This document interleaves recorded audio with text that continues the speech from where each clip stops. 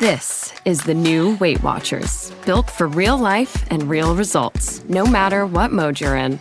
Maddie went all in for her big day and lost 33 pounds. Emily lost 85 pounds and hit her goal while still living her life. Weight Watchers gave me the tools and I feel amazing. Join the millions of members and lose weight with the #1 doctor-recommended weight loss program. I'm able to live my life and still hit my goals. Lose more at weightwatchers.com. Finding great candidates to hire can be like, well, trying to find a needle in a haystack. Sure, you can post your job to some job board, but then all you can do is hope the right person comes along. Which is why you should try ZipRecruiter for free at ziprecruiter.com/zip. ZipRecruiter doesn't depend on candidates finding you. It finds them for you. Its powerful technology identifies people with the right experience and actively invites them to apply to your job. You get qualified candidates fast. So while other companies might deliver a lot of hay, ZipRecruiter finds you what you're looking for. The needle in the haystack. See why 4 out of 5 employers who post a job on ZipRecruiter get a quality candidate within the first day. ZipRecruiter, the smartest way to hire. And right now, you can try ZipRecruiter for free. That's right, free at ziprecruiter.com/zip. That's ziprecruiter.com/zip. ziprecruiter.com/zip. Every team, every topic, everywhere. This is Believe.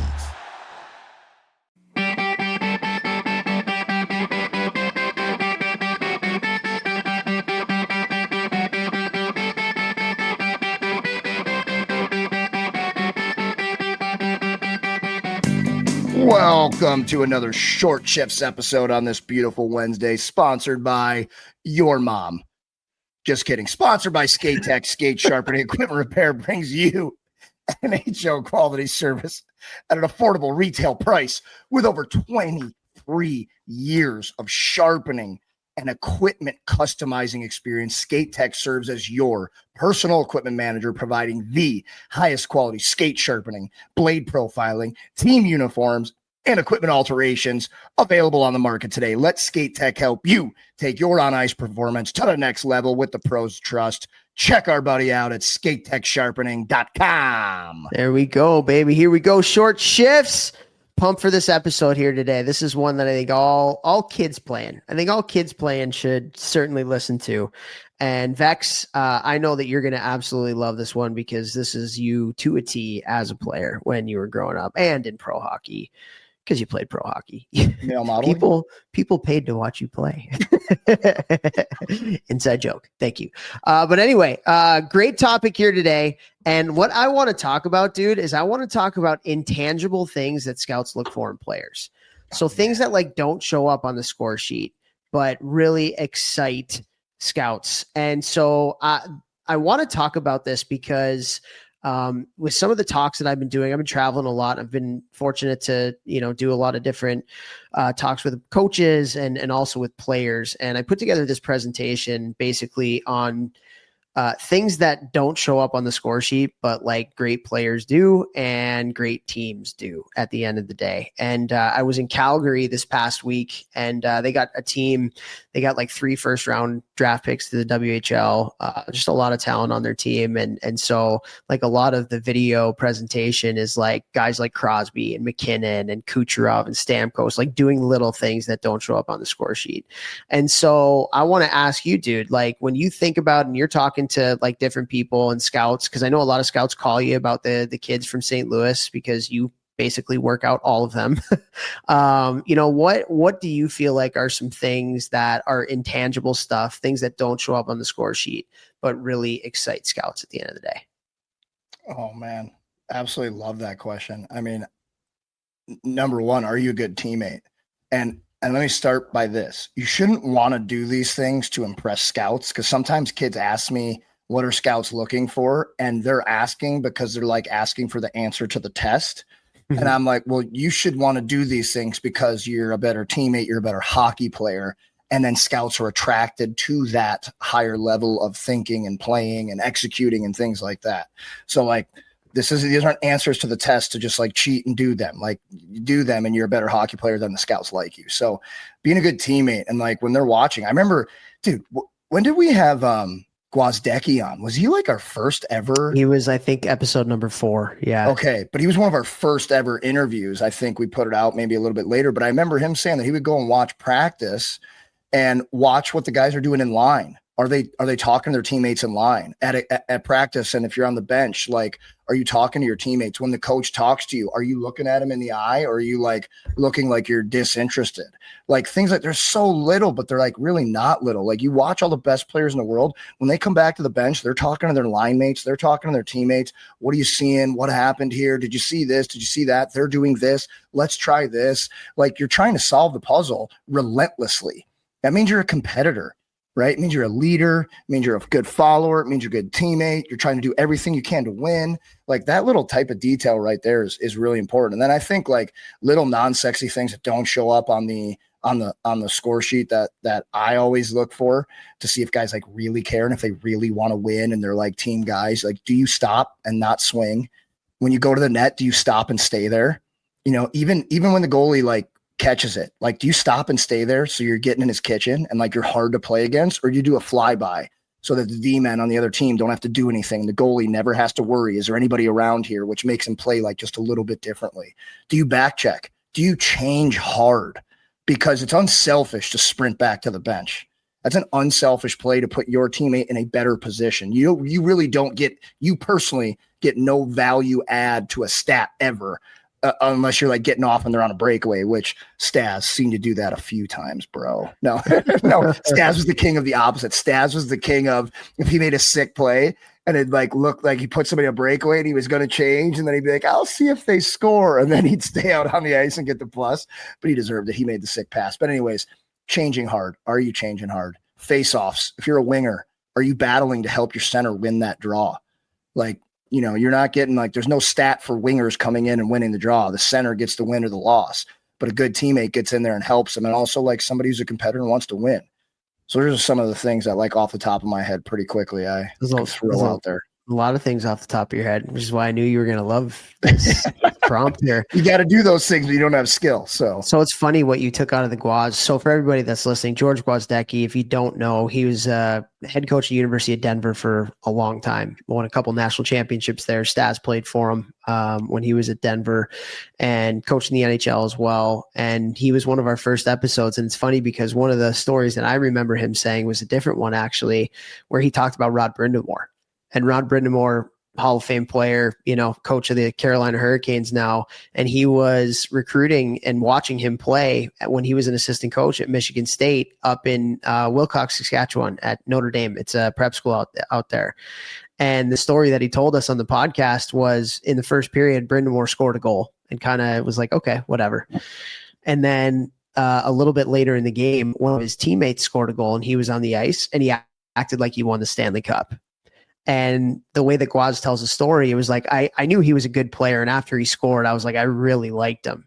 And then when I saw him react to his teammate scoring, I knew I needed to have this kid in my program. Wow. And, you know, so obviously Brindamore ends up going to Michigan State, and, you know, the whole lore about him, them having to lock him out of the weight room. And then he goes on to have this amazing career that still lasts today as the coach of the Hurricanes. Like, that's a little intangible thing that excites people. Like how, again, it goes back to what you just said. How good of a teammate are you? How much do you care about your teammates? And so there's a couple other things. So this presentation that I give, and when I give this presentation, dude, it's like probably 25 video clips from NHL players, a lot of them being high-end players doing these little things.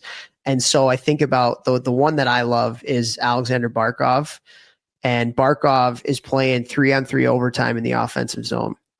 And he passes the puck to one of his teammates, and in 3-on-3 overtime, passes it to his teammate and changes.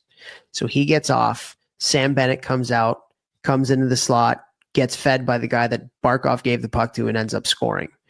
And like an offensive zone change is one of the most unselfish things that you can do. And in the NHL, points equals money, right? Points equals money in the NHL. And here's a guy, there's a reason why he's the 2-time defending Stanley Cup captain, who, when is there ever a better time to get points than 3-on-3 overtime in the offensive zone? And he changes. for his teammate who comes out and scores. Like that is an intangible thing, a hockey sense thing that excites you. There was another clip I absolutely loved. It was actually Lucic. So he's playing in Calgary, and it's a empty net. So his team's 5, the other team's 6. And one of his defensemen shoots the puck from like the red line, and it's kind of like trickling towards the net. And so him and a guy on the other team are racing for that puck, and the puck is going to go in, but he has the opportunity to kind of tap it in himself and get the goal. But instead of tapping it in himself to give him the goal, he actually just like goes in front of the defender so the defender can't get it. So his teammate gets the goal. Like how cool is that? So cool. Right? Like how cool is that? Then you got like McKinnon and Crosby blocking shots. One of my favorite ones is Crosby at like 37 years old, beating out an icing, so like just a little, the effort against a younger player that's probably faster than him, but because he's Crosby and he cares about that kind of stuff, like that's why he's a winner. Just those little intangible things. And so, yeah, I love what you said too about like, there's a lot of scouts that love to sit across from the benches and watch a player and their body language when they're being coached. So when the coach comes up and starts talking to them, like you said, are you looking up at your coach and kind of nodding, or are you like staring off and like you're not even listening to the coach? Because I've seen both. And then the other thing you said, it was one of the first things you said too, like for all the kids that are listening, like you'd be shocked, or maybe you wouldn't be shocked at how many scouts have live barn accounts. Why? Because they want to watch you practice. They want to watch you practice, because at the end of the day, if they're recruiting you, let's say it's college and they're recruiting you at 16 years old, you're not going to get there until you're 19 or 20 years old. That's 3 years of development. And if you're somebody that doesn't practice hard, you're not going to be ready. Like you're not going to be good enough to play at that level. But if you're a player that practices really hard and cares about reps and competes in practice, then they know what they're going to get. They're going to get somebody that has gotten better based on that. And so just as you guys are, thinking about all of these different things, practice is where it happens. Practice is what makes you better so you can perform in the games and you can develop and become a better hockey player. And coaches love it. Like it's one of the first questions that a scout asks, what's practice habits like? It's every coach is asking your coach that question. What's their practice habits? How much do they care about practice? Are they an everydayer? Those kinds of things, because that's what translates to the next level. So, man, I have one last one that's an all-encompassing 10,000 foot view that you always talk about. Do they love hockey? Do they love hockey? Because if you love hockey, Toph always talks about this. The guys that love hockey are going to put in the extra reps, are going to watch the video more intently, and then take that into practice and actually practice what they're seeing on their video. They're going to actually ask more questions, of the coaches and all the way down. They're going to work harder in the gym. They're going to eat better. They're going to sleep better because they love hockey. They want to do everything they can to get better. Yeah. So that's probably an overarching theme here. The guys who really love the game and are really, really selling the farm to try and make it to the next level, no matter how good they are skill-wise, blessed with skill, they're probably doing a lot of these things. Yeah, 100%, man. You got to love the game. There's nothing more important if you want to play at a high level hockey than loving the game, right? Like you and I can go back to every single player that we know that has either maximized their potential if they didn't have the skill, or had the skill and made it. I would say the one consistency is they love the game. And just for the reasons that you said, when you love it, you're going to want to do it more. You're going to want to work harder. You're going to put more intention into what you do. You're going to want to come to the rink on the days you don't feel like coming to the rink. And, 100%, man. That's what it all boils down to, loving the game. So, all right, man. He doesn't make $1 million bucks. He loves the game. Mystery Alaska. Yeah. Great movie. Bailey. Share the show.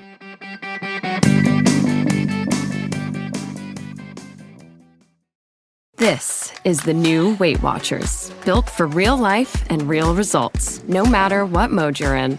Maddie went all in for her big day and lost 33 pounds. Emily lost 85 pounds and hit her goal while still living her life. Weight Watchers gave me the tools and I feel amazing. Join the millions of members and lose weight with the #1 doctor-recommended weight loss program. I'm able to live my life and still hit my goals. Lose more at WeightWatchers.com. Finding great candidates to hire can be like, well, trying to find a needle in a haystack. Sure, you can post your job to some job board, but then all you can do is hope the right person comes along. Which is why you should try ZipRecruiter for free at ZipRecruiter.com/zip. ZipRecruiter doesn't depend on candidates finding you. It finds them for you. Its powerful technology identifies people with the right experience and actively invites them to apply to your job. You get qualified candidates fast. So while other companies might deliver a lot of hay, ZipRecruiter finds you what you're looking for. The needle in the haystack. See why 4 out of 5 employers who post a job on ZipRecruiter get a quality candidate within the first day. ZipRecruiter, the smartest way to hire. And right now, you can try ZipRecruiter for free. That's right, free at ZipRecruiter.com/zip. That's ZipRecruiter.com/zip. ZipRecruiter.com/zip. If you like the show, please take a moment to rate, review, and subscribe. It really does help the show to grow. Thank you for listening.